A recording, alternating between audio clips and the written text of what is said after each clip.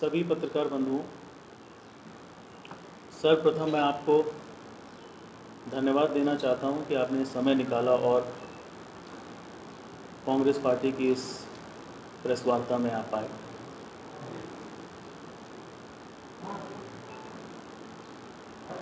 हमारे लीडर और कांग्रेस पार्टी के प्रवक्ता आदरणीय शर्मा जी और मैं आज आप लोगों के सामने देश में हुए कुछ घटनाक्रमों के बारे में और किस विषम परिस्थिति से आज देश गुजर रहा है इस बारे में चर्चा करने के लिए ये प्रेस वार्ता बुलाई गई है। हम सबको मालूम है कि देश आज विषम परिस्थिति में है।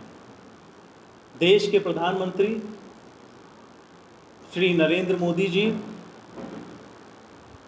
किसानों के रक्षक के रूप में वोट मांग करके प्रधानमंत्री बने थे, लेकिन आज की जो स्थिति है उसमें ऐसा लगता है कि भारत के इतिहास में, आज़ाद भारत में कभी किसानों के ऐसे भक्षक प्रधानमंत्री हुए ही नहीं।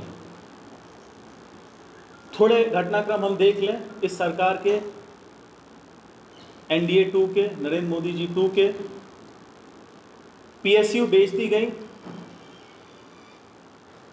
रेलवे की नीलामी कर दी गई और इसके बाद भी जब पेट इनके बिजनेसमैन दोस्तों का नहीं भरा तो इन्होंने किसान और उसकी किसानी की भी नीलामी कर दी, उसकी भी बोली लगा दी। जिसको ये फार्मर एम्पावरमेंट बिल बोल करके ला रहे हैं, वो बिल अगर आप गौर से देखें तो सिर्फ मंडियों का निजीकरण का बिल है। जो सरकारी मंडियां हुआ करती थी अब वो बंद हो जाएंगी और अब अदानी और अंबानी की मंडियां चला करेंगी। एक छोटा सा उदाहरण मैं अपने ज़िले से पहले उठाना चाहता हूं कि किस तरह से बिजनेस माफिया, साहूकारों से सरकार बिकी हुई है। एक बहुत छोटा सा उदाहरण एक रीवा ज़िले का उठाता हूं। आप सबको मालूम है यूरिया घोटाला इस ज़िले में हुआ। 250 रुपए की यूरिया 500 रुपए में बाजार में बेची गई और वो यूरिया सरकारी महकमे ने स्मगलरों के पास पहुंचाई डबावरा में, और सिरमौर विधानसभा में इसके तथ्य और साक्ष्य भी मिले। हमने जब आवाज़ उठाई तो किसानों को यूरिया मिलना शुरू हुआ। हम कांग्रेस पार्टी और हम सब चाहते हैं कि किसानों का भला हो। APMC का जो नियम है इसमें सुधार हो, लेकिन नरेंद्र मोदी सरकार क्या कर रही है? जिस किसान के घर में एक छत पड़ी हुई है, छत हो सकता है 1 या 2 जगह से लीक कर रही है, उसको बोल रहे हैं ऐसा है कि हम तुम्हारी छत लेके जा रहे हैं, ना रहेगी छत ना रहेगा छेद। तो उसके सर से पूरी की पूरी छत उठाने का काम नरेंद्र मोदी सरकार कर रही है। इस APMC बिल जिसकी ये बात कर रहे हैं, इसमें इनकी खुद की अटल बिहारी वाजपेयी जी की सरकार ने अधिनियम लाया था और इसको पारित करने के लिए प्रदेशों में भेजा था। खुद नरेंद्र मोदी जी की जो भारतीय जनता पार्टी है, इन्होंने अपने राज्यों में उसको एक्सेप्ट नहीं किया। अगर नरेंद्र मोदी जी ये बोल रहे हैं, केंद्र सरकार ये बोल रही है कि किसानों को MSP मिलेगा, बंद नहीं होगा, तो कागज में लिखने में क्या समस्या है? बिल में एक लाइन लिखने में MSP में क्या समस्या आ रही है आपको? मैं कारण बताता हूं कि विश्वसनीयता आपकी क्यों नहीं है। नरेंद्र मोदी जी, आपने GST लागू किया, आपने स्टेट्स जितनी हैं, जितनी राज्य सरकारें हैं, उनके हक का पैसा देना, आपने बोला कि हम इनके हक का पैसा देंगे, GST लागू होने दो, और अभी क्या हुआ? GST का हिस्सा देने से केंद्र सरकार ने मना कर दिया। आप जब लिखी हुई चीज नहीं दे रहे हैं तो आप एमएसपी क्या देंगे? पिछले 10 वर्षों में गेहूं की एमएसपी अभी रिलीज हुई है, आप सबको मालूम है, गेहूं की एमएसपी में सबसे कम ग्रोथ इस साल हुई है 2.6%, सबसे कम। आप बोले एमएसपी देंगे, जहां लिखने की बात आती है वहां आप सबसे कम उसकी ग्रोथ करते हैं और मुंह से बोलते हैं कि हम देंगे। अरे आप हमको क्या समझा रहे हैं? आप जनता को क्या समझा रहे हैं? आप अपने केंद्र के मंत्री को नहीं समझा पाए और आपके घटक दल ने मंत्री पद से इस्तीफा दिया। कहीं ना कहीं दाल में कुछ जरूर काला है, कहीं ना कहीं आपकी नीयत इस बिल को लेकर के खराब है। आपने दाल से लेके आलू प्याज तक जरूरी वस्तुओं की कैटेगरी से हटा लिया। भाई ये जरूरी वस्तुएं हम मध्यम वर्गीयों के घर में और किसान के परिवार में तो होती है, मुझे पता नहीं शायद भारतीय जनता पार्टी के लोगों के लिए जरूरी वस्तुएं ना होंगी। इससे क्या होगा? इससे यह होगा कि इसकी कालाबाजारी और सिंडिकेट इसके बनेंगे, जो कि सरकार प्रोत्साहित कर रही है बनाने के लिए। एम्पावरमेंट की बात करते हैं कि ये बिल किसान के एम्पावरमेंट के लिए है, किसान को मजबूती देने के लिए है। लेकिन आपने खुद देखा है, जब आप बिल के अंदर जाइए, फाइन प्रिंट्स में जाइए, तो इस बिल में बड़ा क्लियरली लिखा हुआ है कि जो अपील होगी वो एसडीएम और कलेक्टर तक ही होगी और इसकी अपील कोर्ट में नहीं हो पाएगी। क्या आप जिस तरह से चुनाव मैनेज करते थे, क्या उस तरह से किसान की फसल मैनेज करेंगे? एसडीएम और कलेक्टर चलाएंगे? क्या प्रजातंत्र खत्म हो जाएगा? क्या कोर्ट में आदमी जा नहीं पाएगा? यह सवाल मैं सरकार से पूछना चाहता हूं और इस सवाल को लेकर हम जनता के बीच में जाएंगे। मैं ये मानता हूं कि जहां तक हमारे प्रदेश के किसानों का सवाल है, हम शायद देश में सबसे दुर्भाग्यपूर्ण स्थिति में हैं। हमारे प्रदेश के मुखिया खुद खैरात की सरकार चला रहे हैं, वोट की सरकार नहीं चला रहे हैं। और ये खैरात किसकी है? नरेंद्र मोदी जी की। और ये खैरात के लिए पैसे किसने दिए हैं एमएलए को खरीदने के लिए? अदानी अंबानी के। तो ऐसी स्थिति में कैसे शिवराज सिंह चौहान जी इस बिल का विरोध कर सकते हैं या किसान के हितों की बात कर सकते हैं? शिवराज जी वो व्यक्ति हैं, जैसे ही उन्होंने चौथी बार चीफ मिनिस्टर की शपथ ली, झूठ बोलना प्रारंभ कर दिया, जो पिछले 13 सालों में बोला था।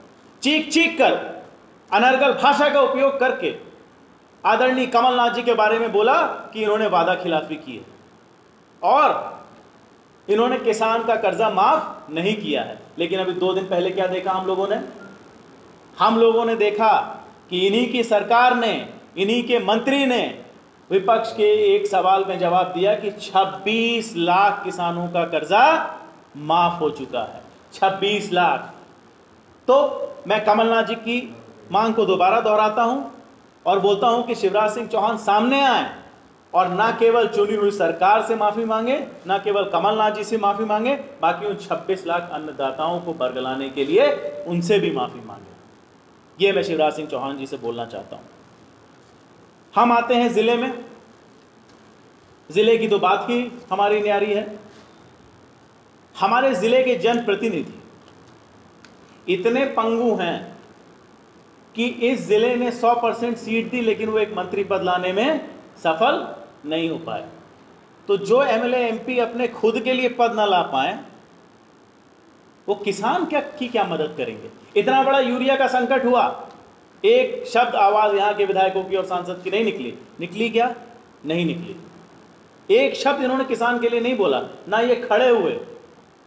मैं इनसे बोलता हूं, ये दूसरा मौका है, अब आके ये हमारे साथ खड़े हो जाएं और ज़िले के मैं विधायकों से और सांसद से अपील करता हूं कि आके किसान के साथ ये खड़े हो जाएं और किसान की हक की बात कम से कम अब इस बिल में करें।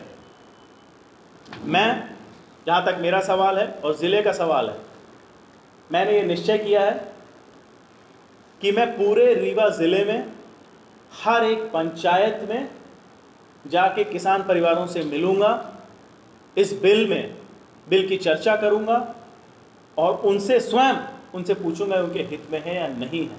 और अगर ज़रूरत पड़ी तो हम ज़िले और संभाग स्तर पर भी हज़ारों लाखों का धरना करेंगे और अगर भीड़ उग्र हुई और किसी भी तरह की अप्रिय घटना हुई तो इसकी सीधी जिम्मेदार केंद्र सरकार और प्रदेश सरकार होगी। मैं बोलना चाहता हूं यहां के विधायकों से और सांसद से कि आप एक बात समझ लीजिए, अन्याय करने वाला तो दुष्ट होता ही है, लेकिन मजबूत व्यक्ति और खासतौर से वो व्यक्ति जो आम किसानों की, आम गरीब किसान की वोट से मजबूत बना हो और वो खड़ा होकर जब उनके ऊपर अपने ही दल के द्वारा किए हुए अत्याचार को चुपचाप देखता रहता है, तो ऐसा व्यक्ति पंगु नहीं नपुंसक कहलाता है। और मैं बोलना चाहता हूं हमारे जिले के चुने हुए विधायक और सांसद सबके सब नपुंसक हैं। सिद्धार्थ तिवारी जी ने बड़े विस्तार से जो मोदी सरकार के द्वारा कृषि सुधार के नाम पे जो बिल लाया गया है उसके बारे में बताया। ये बिल जो है मूलतः 3 हिस्सों में है। इसके 2 हिस्से पास हो चुके हैं। पहले हिस्से में जो इन्होंने कहा है कि जो हमारी कृषि उपज मंडियां हैं उसमें जो सरकार का दावा है कि हम उसके बिचौलियों को ख़त्म करने के लिए हमने ये बिल लाया।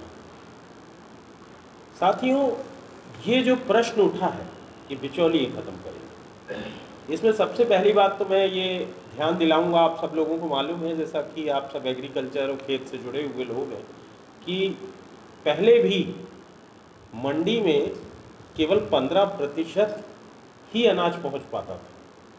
85% किसान वैसे भी व्यापारियों को ये माल बेचा करते थे, अपने यहाँ की उपज बेचा करते थे। पर उस समय मंडियों के कारण एक एमएसपी का प्रावधान होता था, मिनिमम सेल प्राइस का।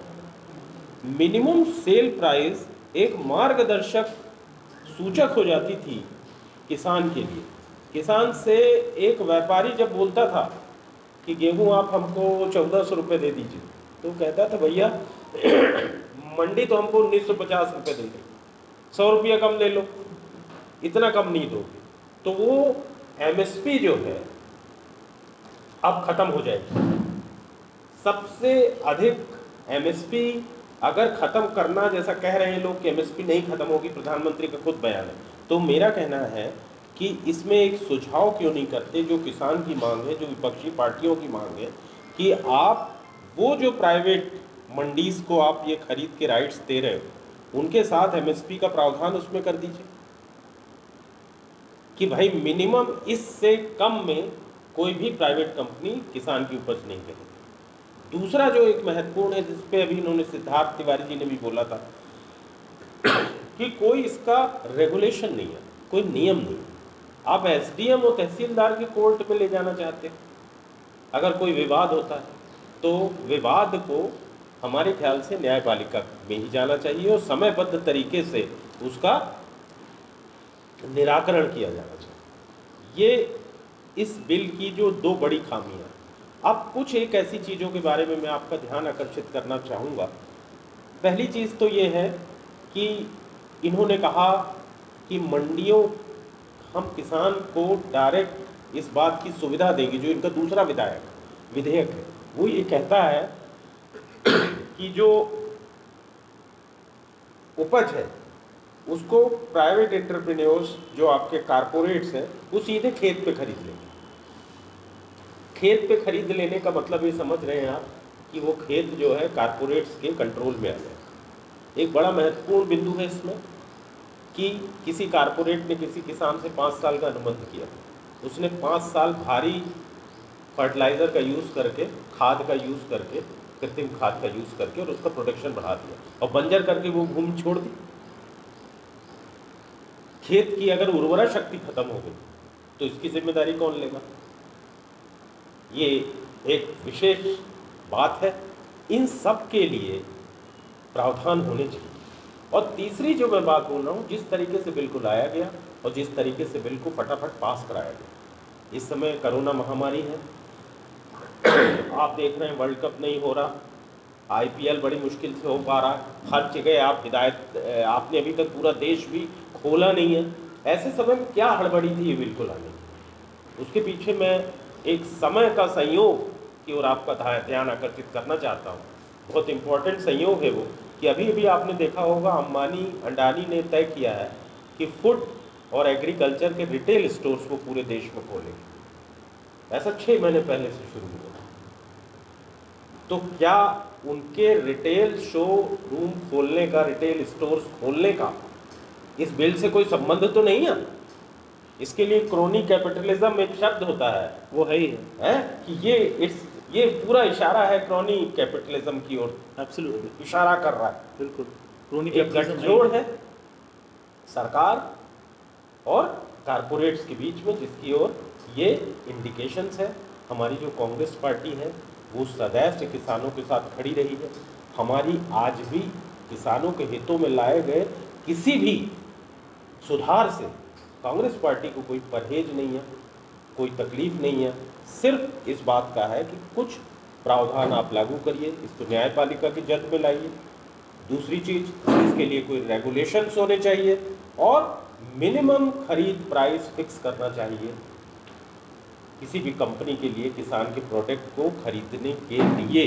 क्योंकि अब हम कुछ ऐसा मान सकते हैं, ऐसा सोच सकते हैं, जिस तरीके से विधेयक को लाया गया, जिस तरीके से अडानी और अंबानी के रिटेल स्टोर के साथ लाया गया है, हो सकता है एमएसपी जो इन्होंने अभी बोला, इस दबाव में, विपक्षी पार्टियों के दबाव में और जनता के दबाव में, कृषकों के दबाव में, वो इसको अगले कदम में समाप्त भी कर सकते हैं। क्योंकि ये कृषि उपज मंडियां हैं, ये 2006 में ये एमएसपी और इसका प्रावधान बिहार में ख़त्म किया जा चुका है। और बिहार में आपने देखा कि किस तरीके के हालात हुए कि जो एमएसपी अन्य प्रदेशों में मक्के की अगर 1800-1900 रुपये है, तो बिहार में वो 1000 और 900 रुपये में बेचनी पड़ी। यहाँ तक कि उस समय हम लोगों ने टीवी में देखा था कि किसानों ने उसको नदियों में फेंक दिया। है कि कारपोरेट के साथ, जैसा अभी सिद्धार्थ बता रहे थे, इनका एक बहुत बड़ा गहरा गठजोड़ है, जिसके तहत हमारे सारा इंफ्रास्ट्रक्चर्स, इन्होंने सारे ट्रेन, आपके सारे संसाधन जो है उनको दे रहे हैं। उसी सिलसिले में अब हमारे देश की जो आत्मा होती है, इस देश को हमेशा से हम लोग बचपन से निबंधों में लिख रहे हैं कि ये देश कृषि समाज, कृषि प्रधान देश। तो आज हमारे देश की आत्मा बेचने का भी इन भारतीय जनता पार्टी की इस सरकार ने षड्यंत्र किया है। जिस तरीके से नोटबंदी और जीएसटी में उन्होंने 2 ऐसे निर्णय लिए थे जिससे इस देश को बहुत नुकसान हुआ, और ये कोरोना महामारी का जिस तरीके से हैंडल की गई, जिस तरीके से उन्होंने हैंडल किया, यह सब इस बात की ओर इशारा कर रहा है कि ये जो सरकार है कारपोरेट्स के हाथ गहन है, कारपोरेट्स के हाथ में गिरवी है। और एक चीज़ मैं और बोलना चाहूँगा आपको कि ये जो बिल का समय है और वो जो स्टोर्स है, उन पर ध्यान देने की बहुत ज़रूरत है कि ऐसा क्यों हुआ कि ये बिल उसी समय लाया गया जब अंबानी और अडानी के जो है एग्रीकल्चर और फूड के क्षेत्र में वो आने की कोशिश कर रहे हैं। ऐसे समय जब उन्होंने डिक्लेयर कर दिया कि अब हम फूड और एग्रीकल्चर प्रोडक्ट के रिटेल स्टोर खोलेंगे, तो उसी समय इन्होंने इतना बड़ा स्टेप लिया है, सरकार ने लिया है। इससे इस बात की ओर प्योर इशारा है क्रोनी कैपिटलिज्म की ओर। एडवर्टीजमेंट रिलीज किया है, उसमें झूठ और सच 2 ब्लॉक बनाए हैं। झूठ में वो सब तमाम चीजें हैं जो एलिगेशन कांग्रेस और अपोजिशन लगा रही है, और वो बार बार इस चीज को फोर्स कर रहे हैं कि मंडी व्यवस्था पहले की तरह संचालित रहेगी, एमएसपी मिलता रहेगा। और ड्राफ्ट में इन चीजों का जिक्र नहीं है। शायद ये लड़ाई इसी चीज की है, तो ड्राफ्ट में नहीं इंक्लूड किया है उसमें। बिल्कुल ड्राफ्ट में नहीं, बिल की भी बात है। पहली बात तो बता दूं कि यह जो देश है, इसमें करीब 96% लोग अंग्रेज़ी पढ़ और बोल नहीं पाते हैं। आपने चूँकि इश्तहार की बात की, आप जाके ज़रा आंकड़े देखिएगा, ये इश्तहार ज़्यादा से ज़्यादा देश के लीडिंग अंग्रेज़ी और अंग्रेज़ी अखबारों में आए। 80% अंग्रेज़ी है, 20% हिंदी है। आप इसी से समझ सकते हैं कि सरकार की बुद्धि कितनी कॉर्पोरेटाइज हो चुकी है, और ये जनता तक इस बात को पहुंचाना नहीं चाहते हैं, क्योंकि जानते हैं कि जनता सच समझती है। आपने कहा सरकार ने माना है कि किसान कर्ज माफी हुई है, लेकिन सरकार का ये भी कहना है कि हमने केवल ये माना है कि कर्ज माफी हुई है, ना कि 2 लाख हुई है। 2 लाख आपका वादा था, 2 लाख नहीं। देखिए ऐसा है, अब शिवराज सिंह जी कैसे बोल दें कि मैंने झूठ बोला था, तो अब शहंशाह के बात को छुपाने के लिए मंत्री आ रहे हैं सामने। झूठ तो सबके सामने आ गया। अभी ईश्वर की दया से प्रदेश में थोड़ा बहुत प्रजातंत्र बचा हुआ है विधानसभा में, तो वहाँ पे इनको जवाब देना पड़ेगा। तो अभी कैसे बोलते हैं सीधा कि नहीं माफ़ हो गए। आपको आपके चैनलों के माध्यम से शिवराज सिंह चौहान जी ने बड़ा क्लियरली बोला था कि कुछ एक भी किसान का बिल कमलनाथ सरकार ने माफ़ नहीं किया। खुद बोलना पड़ रहा है कि 26 लाख का माफ़ किया। और इतना ही नहीं, अभी तक, क्योंकि आपने सवाल, अभी तक कमलनाथ जी की सरकार ऐसी सरकार है प्रदेश में जिसने ना केवल डिफ़ॉल्टर का, अभी तक की सारी सरकारें शिवराज सिंह चौहान जी सिर्फ डिफ़ॉल्टर का कर्जा माफ़ किया है आज तक सरकारों ने। पहली बार जो डिफ़ॉल्टर नहीं है उसका भी कर्जा कमलनाथ सरकार ने माफ़ किया। किसान सम्मान निधि बढ़ाने की बात है सरकार ने। हाँ, चुनाव में तो सारी बातें होती हैं। अब तो शिवराज सिंह चौहान से तो हम लोग, चौहान जी से तो हम लोग हाँ ऐसा बोल रहे हैं, 2-2 हज़ार करके देने की बात भी कर रहे हैं, लेकिन शायद आपको याद होगा कि कांग्रेस के मैनिफेस्टो में 72,000 रुपये था। क्या माने इसका फायदा मिलेगा उपचुनाव में? जनता मूर्ख नहीं है। जनता एक बार विधायक बना करके देख चुकी है कि क्या हाल हुआ है, कैसे उनके वोट को बेचा गया है, उनकी निष्ठा को, उनके प्रेम को बेचा गया है। दोबारा उनको जनता वोट नहीं देगी और 28 में से 28 सीटें कांग्रेस जीतेगी। इसमें मैं आपको जैसे पहले बताया, मैं पूरे ज़िले में यात्रा निकालूंगा। यात्रा का प्रारूप मैं किसान नेताओं से, बड़े वृद्धों से पूछ करके बनाऊंगा और उसका प्रारूप और नाम मैं आपको प्रेस विज्ञप्ति के माध्यम से। किसान का मिश्रा का बयान आया है कि सोने की चम्मच में पैदा हुए कमलनाथ, सोने की चम्मच में पैदा हुए कमलनाथ, तो इसलिए किसानों का दर्द नहीं पहुंचा है। नरोत्तम मिश्रा जी अपनी कॉन्स्टिट्यूंसी और छिंदवाड़ा दोनों को कंपेयर कर लें। सोने के चम्मच, चांदी के चम्मच में पैदा हुए कि नहीं ये तो ज़रूर अलग बात है, लेकिन छिंदवाड़ा को सोना ज़रूर बना दिया और प्रदेश को भी बनाना चाहते थे, जिसको नरोत्तम मिश्रा जी जैसे माफियाओं ने पैसे के दम पे गिराया है। नरोत्तम मिश्रा जी दिन में 3 बार कपड़े बदलते हैं। उनका ड्रेसिंग रूम जो है वो उनके मंत्रालय के चैम्बर से लगा हुआ है, और अब कौन सोने की खदान में बैठा है वो तो सबको पता लगा। व्यापम से लेके, डंपर से लेके व्यापम तक के घोटाले, और पद ग्रहण करते ही सबसे पहले गिनने की मशीन खरीदना और रीवा से शुरू हुआ।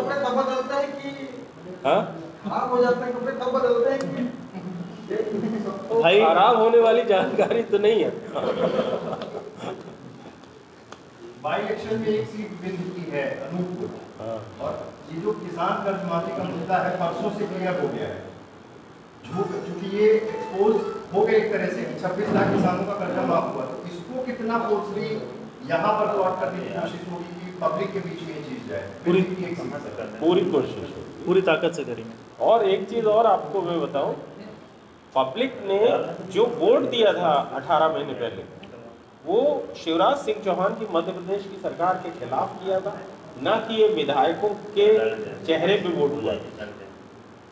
और जनता अपने को ठगा महसूस कर रही है, जिस तरीके से उससे वोट प्राप्त करके आपने जो पद लिया उसको बेच दिया जिस तरीके से, उससे आप मानिए कि जो जनता है वो इनको वोट नहीं देना चाहती। किसी भी मुद्दे को भूल के इनकी दगाबाजी को जनता भूल नहीं पा रही।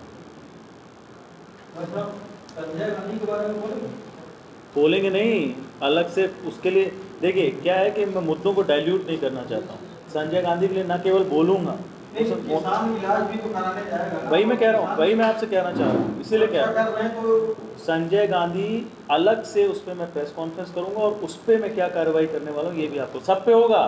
संजय गांधी बस पे नहीं, जो 15 साल